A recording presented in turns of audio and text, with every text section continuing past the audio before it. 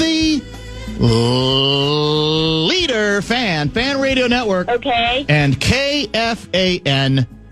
That's KFAN.com. 2 minutes, 17 seconds past 3 Central Standard Time. We welcome you back. It's a brand spanking new Tuesday edition of the Bumper to Bumper program on another murky weekday afternoon here in the Twin Cities of Minneapolis and St. Paul. The predictions, much to your delight, however, brown Christmas. Ain't going to be a white Christmas again. Now, did we go through this last year? Was it a brown Christmas last year? I think it was. Because I think the greater Chicagoland area actually did get hit with some snow. That sounds right. But I don't think we were. And I think that's the forecast again. Not now, other parts of the state, different story. But here, I think we're talking brown Christmas, which you're fine with. I am absolutely fine with it. I revel in it. I'm not. As you know, I don't mind that we don't have a pile of snow now, but I like to see a little bit of it before December 25. Couldn't you do, I watched the quarterback show for the NBA players that Ant's in, starting five. Yeah. And my guy from the Kings, Sabonis, they live in Sacramento, not a lot of snow. No, not often, I don't think. They brought in snow for the front yard. They in did? California, so that they could do sledding with the kids and make a snowman. How does that work? You just get fake snow, like you do. Oh, it's fake snow. Yeah. You're not talking about. Okay, I thought you meant like snow on a ski hill, that kind of snow, which is fake, but it's frozen, right? Yeah. I mean, they make sno for the ski hill so they can do it in your driveway as well. Why don't you just do that if you need snow so badly? Get an endorsement. I don't think that has much value here. I don't think there'd be much money to be made over that. But I do think you're in the minority, even in the state in the Twin Cities area. I think a lot of people like you say, I don't need a pile of it. I don't need to have it start November 1st. Right. But which is my contention. But I think when they get close to most people get close to Christmas, you will be viewed as the Scrooge. Yes. And I will be viewed as Pollyanna. I'd be viewed as the positivity guy. Yeah, have a little snow globe effect. What the hell's wrong with a snow globe effect December 23, 24, and 25? I'm going to try to crowdfund fake snow one day and just have it show up to your house. Do it at like 5 a.m. so you can wake up with that wonderful Christmas snow globe. As long as somebody plows it on my killer driveway later. We'll keep it off the driveway. That'd be fine. Yeah, I don't even need it on the driveway. Just about on the snow, on the grass, I should say. We'll do that. Yeah, that would work. Plus, the trees look so much more vital and abundant and full. They do when look they got nice. that snow coming off of it. You know what I'm saying? Yes, I'll give you that. Come Absolutely. on, but it's not worth the trade-off. Bradshaw and Brian KFAN text line 64686. Are you with Gaardsy or with me on the white Christmas concept? He has pledged that as long as he lives, and as long as he lives in this community, if it never snows again, any Christmas ever, he would be fine with that. Yes. I'm not exaggerating your position. I, however, want a little bit of atmosphere. If I'm going to live here, I want a little bit of atmosphere. I don't need it in, Maui. I don't need it in Los Angeles, California, where it doesn't really add up. It doesn't really make any sense. But here, I would think there'd still be something to it. 64686, Bradshaw and Brian KFAN text line, very controversial subject to be a part of the program between now and are we going the distance again today, 6:30? Yes, we are for a while. Outstanding guest lineup. Seifert will be in studio at the bottom of this hour, 3:30 with Kevin Seifert, ESPN.com. And how about Rich Gannon? We'll catch up with him at 4:30, and we'll talk quarterbacks. That's his specialty. That's what we loves to talk about.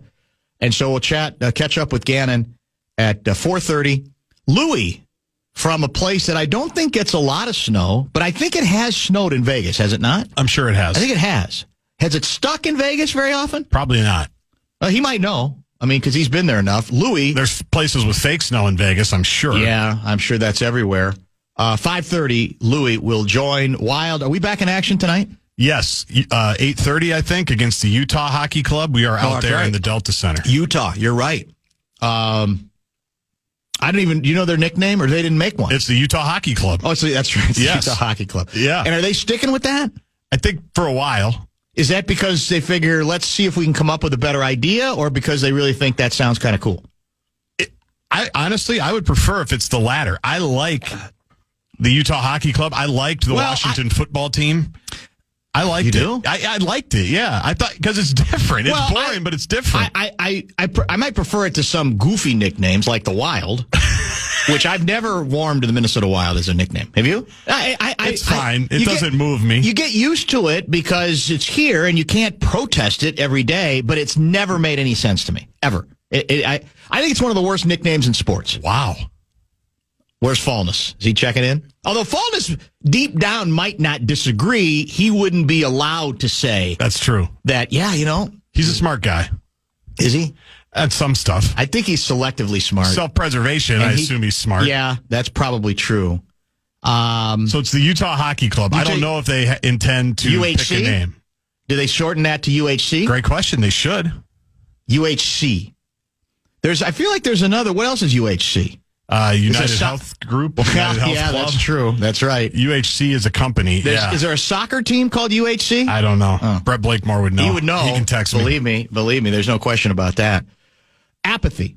What comes after frustration, savagery, anger, contempt? Apathy. Apathy, as much as teams and their employees and their players complain and say they dislike savagery coming their way, well, except for those who say we'll use it as fuel, keep it coming. What they really should fear is when people just give up and they don't care. It doesn't matter. They'll have a vague awareness that team is playing on a given night or day, but they'll say, I'm not even sure if I'm going to watch it. I'm not even sure I'm going to go. And I'm expecting they're probably going to lose. So what? I'm so past. I feel so disconnected and so detached from it that I no longer care. That's the enemy of any franchise, any team, at any level. Far worse. As bad as, savagery can be, or as frustrating as savagery can be, at least then you say, well, people give a damn. They're invested in it. We had a lot of talk about this early in the Timberwolves season, that there were some people who said, my God, you're booing already? What, 10 games into the season? Seriously? Coming off a trip to the conference finals, and things are kind of shaky right now, but my God. And I thought it was a sign of growth for this franchise, that it had attained a new status. The bar had been raised. And as frustrating as any booing might be, or any individual criticism might be of a player or team, you hold your head high and say, I don't love it, but man, they're following this stuff now. They are into it. They are almost acting like it's football, where there are 17 games. There's 82, but it feels like they're treating each of our games like it's one of 17. So again, there's some irrationality to it. But again, it's ultimately the sign of health for the franchise, of vitality, of people bothering to care.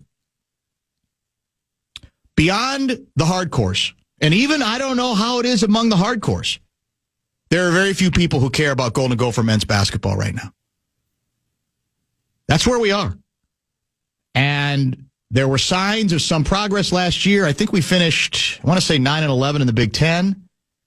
Then everybody left, right? And then we're back to the issue of what money we can give, etc. And so part of the program's problem right now is the sense that they are literally starting over every year. And if you watch the first two Big Ten games, they are. They got hammered at home against Michigan State in their Big Ten opener. And they got comfortably beaten by a not great above average, but I'll tell you flatly, it's my alma mater, but it's not a great Indiana team. Really isn't. It's a flawed Indiana team. And the game was basically even. At one point, I think 22, something like that. And then the Gophers couldn't score. And then there were stretches where the Gophers couldn't stop Indiana from scoring. And then we come to find out after the game that apparently there was a big team meeting afterwards, and Ben Johnson, according to several players, including Dawson Garcia, called everybody out on the team. And we like that. We said, whoa, coach is trying to take control of the thing. That's good. That sounds good in theory. But it's more emotion than anybody, the casual sports fan in this town is willing to invest in this team right now. There's a sense that there's nothing happening there. There's nothing worth paying attention to there. It's sad because it's a place where there has been some obviously unbelievable atmosphere at the barn. But it's gone now. Their schedule is, in terms of Big Ten games, now we go way back to some cupcakes before returning to the Big Ten schedule, and it's brutal again early. There's a good chance this team could be 0-5, 0-6 in the Big Ten very easily just because of the schedule, the way it's set up. It should be concerning to the AD. It should be concerning to any God-fearing basketball fan in this state that it ain't going. And the last thing, and this is where Ben Johnson is in a precarious position. You want your coach to call out lack of effort, intensity, right? You say, well, that's the coach trying to hold his players accountable. So you want it, but he's got to be really careful. Because the one thing that I think that people were just assuming that, well, if you're going to be overmatched in terms of talent, which the Gophers often are, then the one thing you can control is effort. And if you start saying the effort is subpar or they're not joining the battle in either of the first two games, defensively they were horrendous against Michigan State here. Michigan State got whatever it wanted, whenever it wanted it. Indiana had stretches like that, not as much because I don't think Indiana's even that good offensively. But that's where Ben's got to be careful because that's supposed to be the one thing that's non-negotiable with a team that's overmatched. Effort. Now, I think part of what he's facing, if we're being honest, he's got a more experienced team because he brought in a lot of people with college experience. This isn't a young team in terms of college experience at all. But I look at who he's throwing out there, and I know there's still some injuries into the mix, and I go, it's not just effort. It's you just don't have very much. There's just not very much out here. So in any case, everybody roots for Ben. He's a classy guy. He's working it. I don't think there's everybody's rooting for a guy like that. I think for all the obvious reasons. But one thing is rooting for, and the other is can he get it done? And right now, I mean, check out the Michigan State game. The number of empty seats at the barn, embarrassing. And it's because right now, for Golden Gopher men's basketball, there is no there. Mike in Duluth, temperature has to be 28 degrees or below to make snow.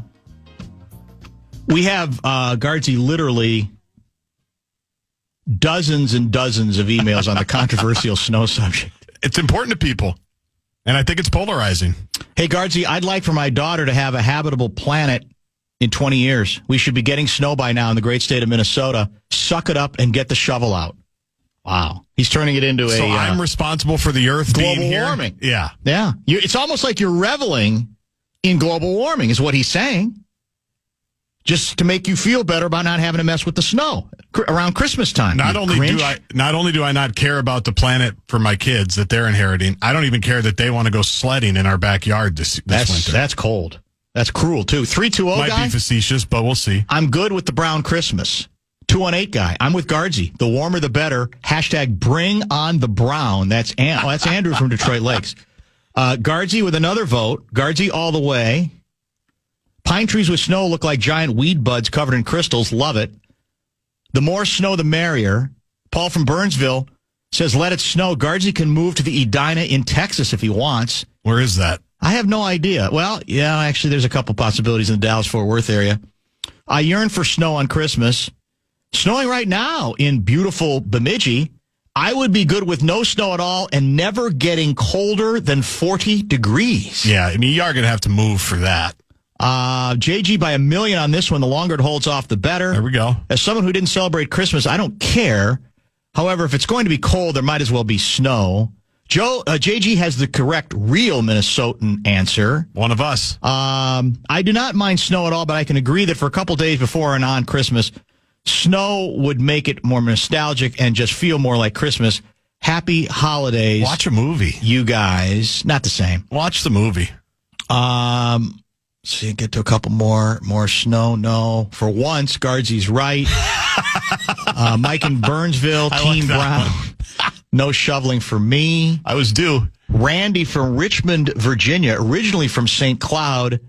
We don't get white Christmases here for 40 years, but I was born in St. Cloud, probably seen maybe 3 since I was in Minnesota. Snow on Christmas Eve, go away December 26th. That's Keith from New Ulm. Sure. Yeah, that's if we could push a button, then maybe we'll be able to one day. But you're against that even. No, if I could choose that, yeah. If you could literally say, we're going to let it snow on Christmas Eve, and then by the 26th, it will cease to exist, I would sign up for that. I think you got Andy's attention. Hey, Gaardsy, you know where it will never snow? At Christmas? Arizona, Florida, Mexico, most places south of Iowa. Don't let the door hit you on the way out. And with that, I need to go. I do appreciate your call. Why do you prefer freezing temperatures and brown vegetation or dirt everywhere? It's not very aesthetically pleasing. Well, I don't like the freezing temperatures either, but you can't have everything. I can't be completely greedy. Come on, this is Minnesota. Bring it on. We need some snow. Paul from Burnsville says the wild name is May and should have been the Meh. Is it Meh or May? M-E-H. How's that pronounced? Meh. Meh.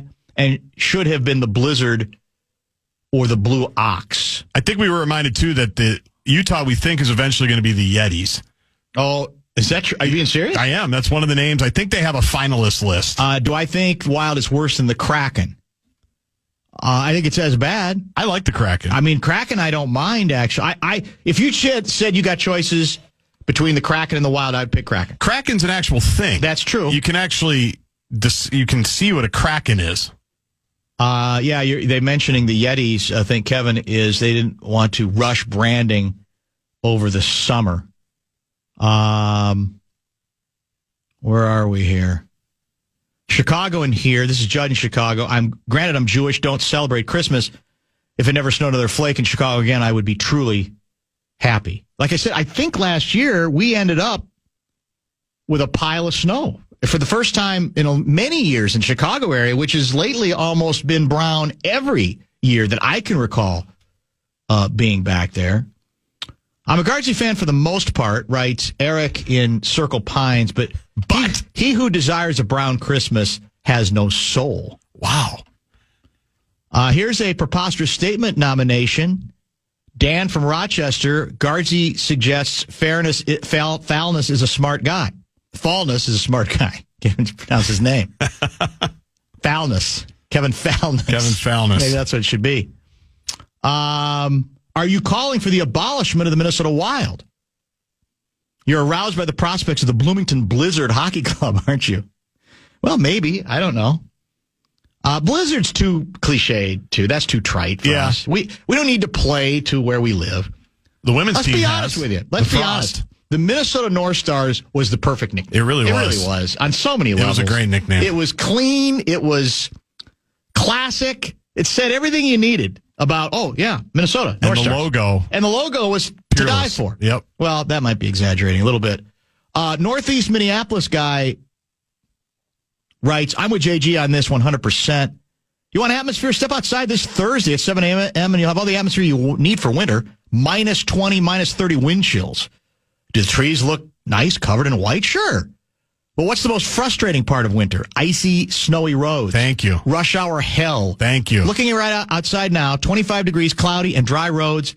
That's all of the atmosphere. Thank you. That I ease of getting around. Need. Don't have to worry about sliding into ditches or sliding into intersections or not being able to get out of your driveway. I don't understand it. How many times have you fallen in your driveway because of the snow and ice? I've pierced my sacroiliac at least once. Think about it. Literally. Your poor sacroiliac. I didn't even know I had one until they did X-rays at the emergency room and said you pierced your sacroiliac. I said, is that bad? Not what you want to do. Not good. No. As a state trooper, the snow is a disaster. Thank you, officer. Does anyone love the hysteria of an upcoming major snowstorm? Well, yeah, it's funny you say that because was it last week? We had a morning where the temp was like 34 and it was going to plummet by 4 o'clock to, I don't know, like 15 or 20 with wind chills near zero. And honest to God, again, I haven't done much weather terrorism lately, but this was a new level of weather terrorism that it went for hours and largely on our station, Fox 9, about, oh my God, here's the steps you need to take. Here's what you need to be prepared for. It's 34 now, but by the time your kids get off the bus at 4 o'clock, run for the hills. It's like, it's December in Minnesota. I mean, come on. It's been a minute. How about the Utah Sasquatch? I don't think they're going to be called that, are they? Probably not. I think it's unlikely. Let's do this. Let's make this the bottom of the hour pause. The texts continue to come in. Do you have some questions for our next guest? Kevin Seifert in studio. He's already in the building. Lots to get to with him, and we will talk plenty of quarterback with him. Rich Gannon, speaking of quarterbacks, MVP quarterbacks will join immediately after Seifert wraps things up at 4:00. Seifert, where are you on the white Christmas versus brown Christmas controversy, that debate that Gaardsy and I had at the top of the show? His position, if you don't know it. I don't. I muse every once in a while that I think the key to surviving Minnesota winters is we don't get that first snowfall November 1 with that blanket of snow that stays there until March. Yeah. And to that extent, we've already succeeded. That said, as we get closer to Christmas, I do like the I welcome some Christmas atmospherics, which would include snowfall. Once we get to this date or even closer, yeah, I kind of like that atmosphere. Gaardsy is on record as saying, I don't need it at Christmas. I don't need an inch of snow. I don't need a dusting of snow. I don't need any of it for the rest of my life. So where are you? Gaardsy's right. You're on Gaardsy's side. He is actually objectively correct. And this is, because you fell on your sidewalk. That was definitely part of it. But this maybe it feels along with the state fair thing. I just like. You're right. You're curmudgeonly about that. No Minnesota traditions from August 31st to April 1st do I need to indulge in. I don't need ice. I don't need snow. But why do you revel in not indulging in them? It's not it's almost like you mock people. People are going to probably already sending you texts trying to shame me for not liking snow and for like wishing all the industries. And not liking the state fair. And all the industries that rely on the snow, and I'm trying to tank part of our economy. Economy. People's livelihoods. The things that make Minnesota special. Man, I'm not in. We like it here, man. Okay, then when it snows, I expect to see you out reveling in it, not staying at home until they can plow your driveway. I don't stay at home. I go out. I don't once they plow hibernate. Your driveway. Well, no, I've gone down that driveway a couple times when I shouldn't have in the car. And I've gone down it a couple times on my ass. Yeah, well, I mean, and that's great. That's all part of living in Minnesota. Huh? We all have to embrace it. Yeah, we have to embrace it. No, just 4 days around Christmas, you don't feel like it feels more Christmassy? That's fine, but that's not the deal. You can't pick and choose. But I'm saying in the hypothetical sense, you don't even want to choose then. And this is going to be a little bah humbug, but like as an NFL writer, the Christmas is just week 16 or whatever. Oh my God! Like, there's no break. There's no time to do it. It's work. We celebrate in the off season. But the Christmas card part of it, the snow globe, doesn't do anything for you. I have to check the mail to see if we've gotten it. At this rate, I'm not going to get any Christmas cards. No, you're not. You're going to get one from me, buddy. Well, actually, we already got one from you. We don't even do one now. And we haven't done one for like the last 2 or 3 years, so we appreciate you're still sending them to us because we stopped doing them. Must be an 3 years thing. ago. It might be. I don't remember. All right. Let's get to your favorite football team, the Minnesota Vikings, 42-21. How much of the game against Atlanta, I mean, the easy angle is this was a terrific referendum on the two quarterbacks. Yeah.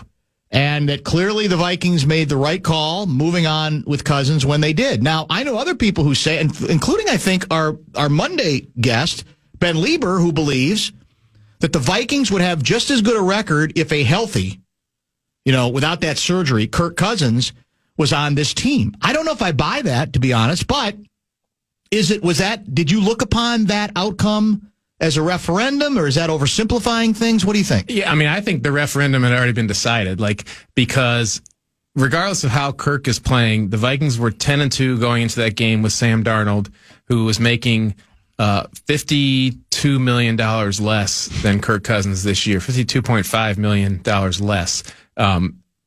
That's not all a cap, but right. But if you look at, and I did this in a story last week leading into the game, if you kind of take what Kirk Cousins' cap number will be next year for the Falcons in the $40 million range, guess what the combination of Jonathan Grenard, Blake Cashman, and Andrew Van Ginkel is? It's about $40 million. And so, there is some dead money that, and our dead money is gone next year. Next year, the dead money is gone. Gone, so zero. You could say that.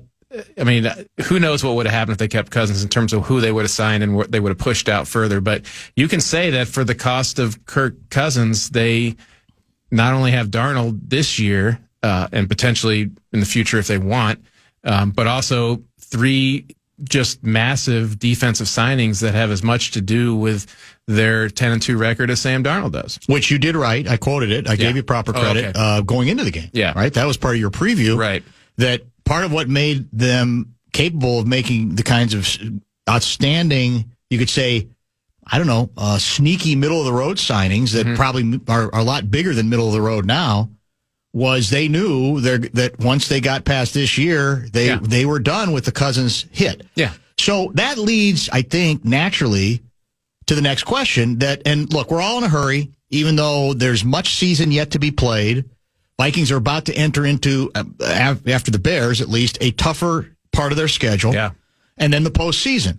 But we're in a hurry, as you know. And nationally, your guys at ESPN, there's several of them that are losing their minds at the suggestion that the Vikings, no matter whatever happens going forward with Sam Darnold, are sticking to the plan. And the plan is they love that luxury, that advantage that they helped create by moving on with Kirk Cousins.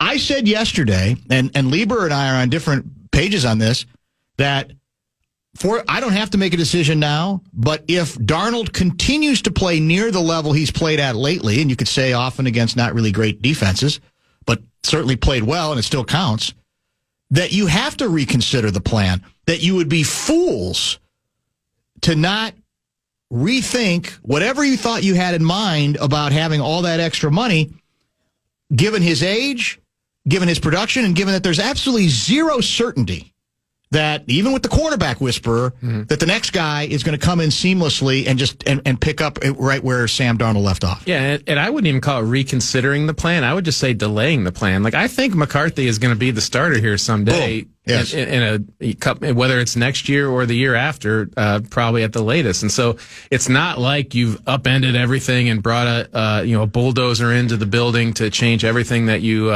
had planned to do and losing all the benefits you would have had from J.J. McCarthy. And to me, Sam Darnold's career is a informative in terms of what you think could happen with J.J. McCarthy. For as much as we talked about all the bad places apparently, Sam Darnold was with the Jets and the coaches and the Panthers and the coaches, and then having to spend a year as a backup, and then Wes Phillips talked about this a couple weeks ago. Let's not blame all of it on them. Let's at least accept the possibility that Sam Darnold himself was not quite ready to take on the world when he was given those opportunities in New York and in Carolina, and that it just took some time. Now, you better be careful here. You're going to lose key card privileges out there because it sounds like you're dismissing the quarterback whisperer a little bit. No, well, I'm not giving anyone 100% credit. Okay. I think Sam deserves some credit for the way he's played, but I also, and I've told you this, I think that sometimes you just have to get to a point where you're now ready to accept the coaching, and not that he was not listening to his coaches rebelling, but to absorb it and to put it into motion, and execute it, I guess. And so I think that's something to consider with McCarthy as well. And, of course, here I was in the offseason saying you can't, you've got to take into account the possibility that you're stepping backwards a little bit when you transition a quarterback. They very obviously haven't, but here I can again suggest that like the possibility of like, are you going to be as good next year if McCarthy is your starter, and is that okay to have that temporary step back? Maybe it won't happen, but and it didn't happen this year. The assumption, again, if we play the projection game before we really need to, because a lot of times these things take care of themselves. Maybe it becomes easier because Darnold comes back to the pack, or the first playoff game on the road, he's awful. Now, Gaardsy made the point that I wouldn't give up on him even then necessarily, because you could say that would be his first experience. If you still think you found something in this guy, that shouldn't take away from the possibility that you might, delay the plan, to use your term. But do we have any sense, if we play the projection game, what sort of quote unquote middle ground the player himself might be willing to accept, even if his agent would? Is there such a thing as a redemption discount? Where you're willing to give a little bit to the team that says, we can't go whole hog on this thing, but we got an in-between plan where we are going to delay our own plan, and we're going to bring you back, and you're going to get paid pretty damn well, but maybe not as much. Is that possible? Do you think Darnold would listen to that? Do you think the Vikings would come up with something like that, potentially, if this plays out and he continues to play at a high level? I think that they would consider making that offer. And like we talked about when they signed Daniel Jones, that this could be like a tryout for him to be that veteran. And maybe Sam is good enough that they want him to be that veteran next year, and not as, setting a clock for McCarthy to replace him during the season, but just, again, delaying McCarthy's ascension for another year through the franchise tag or whatever. So, but like, it would be a pretty unusual event. It's a business, and for as much as people talk about playing for the love of the game and all that, like, largely the goal is to make as much money as you can, and it should be. As Kirk Cousins.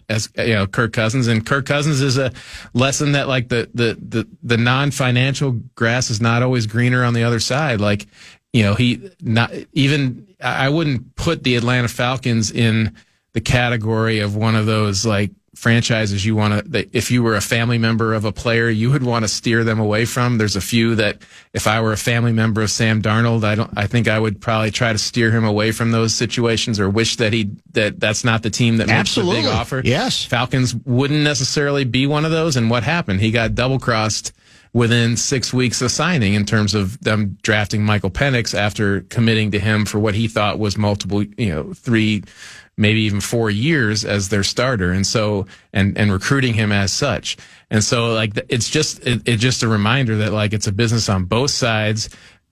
There's a lot to be said for getting the money that you can get whenever you can get it. But there's also the instances where that money doesn't get you much beyond that, and you have to decide what's important to you. But it would certainly be a very unusual decision for Sam Darnold to, like, take a 1-year contract to come back, even at a market rate.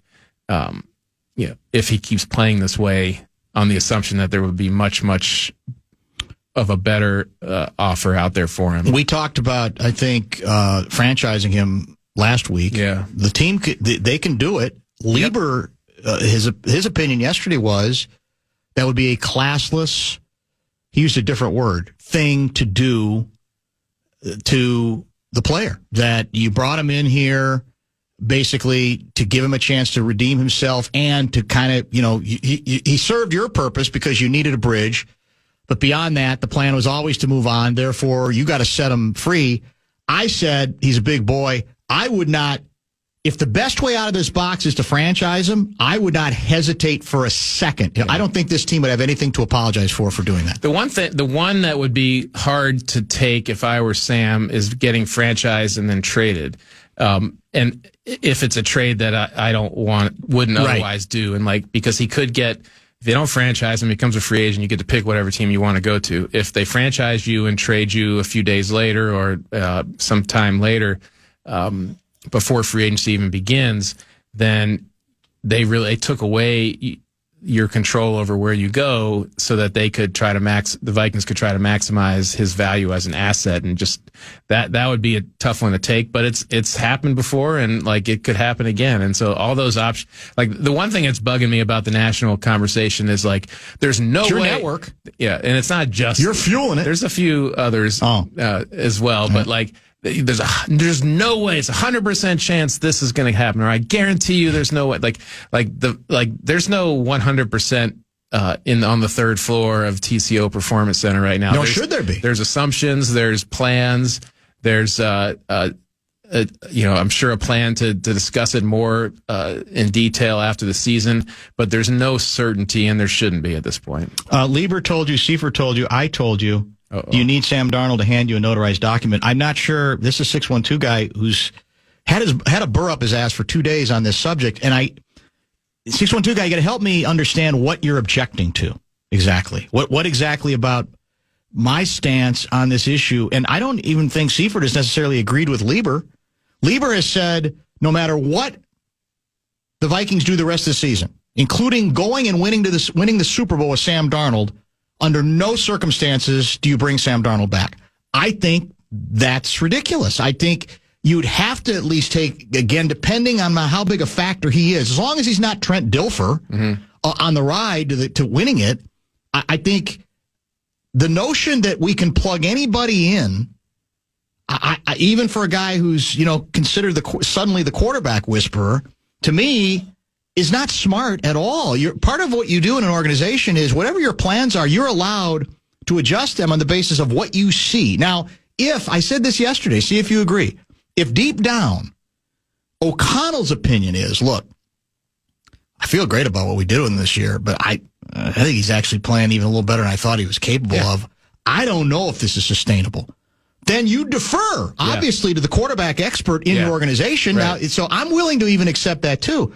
But I think if this continues in the direction it's going right now, given age, mobility, approach, I think you have to keep your eyes open to other possibilities beyond this obsession with we got to get the clock started on J.J. McCarthy. Right, and especially the additional part of that is your analysis from a medical standpoint and development standpoint of J.J. himself. Like he's kind of not been part of this conversation. Like it's all about whether Darnold's good enough or not good enough or whatever. Like we know that McCarthy had to go do the second surgery. He hasn't talked much, but he talked on a podcast about getting a PRP injection, and then it being not great that he had to get opened up again. The procedure, surgery, what have you. And so like that is the Vikings. In all seriousness, the Vikings need to make a medical determination. Are you sure that he's going to be ready? And like. Here, because the injury happened in August, surgery was not long after. We're in December now, and like I don't know that we have a great idea of everybody says he's on a firm his typical path, and like he's going to be fully ready for next year. But does that mean he's going to be ready for the first day of OTAs? Would you be committing to a guy to be your starter and he's not even going to be healthy enough for OTAs? And then we got Daniel Jones for that. But that's important development, for the guy like that. And the other part is that, they've had this elaborate plan to do as much as they could from a developmental standpoint within the NFL rules of him not being allowed to be at practice. So they have these like virtual reality things, and they have this, GoPro on the top of Sam Darnold's helmet to help simulate the huddle so JJ can go back and watch that. And so, they need to make a determination on how well that worked. Did he get the development that he needed, or did this whole thing get pushed back? And I think that they feel good about it. I haven't heard anything to suggest otherwise, but that's like kind of a big part of this discussion too, that people are leaving out is like, are you sure that a guy who got hurt in August and basically couldn't do much of anything for the rest of the season, is going to be, you're going to feel good enough about him to install him as the day one starter in training camp. But this is not, and Gaardsy and I had this discussion yesterday, because I think one of your ESPN people referred to McCarthy's ACL, and it wasn't an ACL, right? No, it's a meniscus. Meniscus. Yeah. So when we are talking about a meniscus, It shouldn't be viewed as ominous, though, should it? No. It compared to even an ACL, and even an ACL is not as ominous as it once was. No, but it's taking a long time. Like, he's not, back to like doing everything. We're 3 months, almost, or 4 months, all right, and he's not back to doing everything. So there is like a long-term timetable that you have to follow. And so again, like I haven't heard anything to suggest that the swelling that happened a month or so ago, set him back or pushed his eventual day when they say he's fully recovered out further by any significance. But I just think that like we just have to remember that all the analysis of whether they should bring Sam Darnold or back is not simply about Sam Darnold. No, that's true. It should be about J.J. McCarthy as well. Like, that's the 100%, guy. yes. That's the guy they'd be committing to. And again, there'd be a Daniel Jones or somebody like him. But you already know that you can win with Sam. If you have any concerns or any doubts about JJ's readiness in week 1 or in the first month of the season or even for any part of next year, that should, I think, tilt the scales a little bit in terms of considering Sam. All right, let's do this. Let's make this a top of the hour pause. There's a lot of other stuff to get to, but I got some texts I want to put in the conversation as well. Seifert with us the rest of the hour. I'm very curious to hear from Rich Gannon, who's going to join us by telephone at 4:30. That reminds me, I'm supposed to text him at 4, a reminder, his 30-minute warning. That's almost 4. So I'm going to do that. And because he's a quarterback guy, and he usually has some pretty strong things to say. Yes. So that will follow Kevin Seifert. Luigi from Vegas, Gaardsy tells me. We'll talk hockey with him at 5:30.